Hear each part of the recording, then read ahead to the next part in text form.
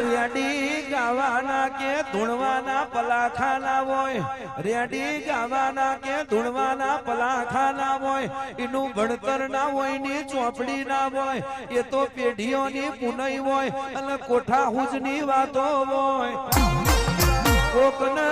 એવું હોય કે હું રવિવાર ભરી ગાંધી તપાઈ દઉં એમ ગાંધી તપા નહીં એ તો નેવે નારણ હોય અને કોકને આવકારો આલ્યો હોય એ ગાદીઓ તપતી હોય બાપા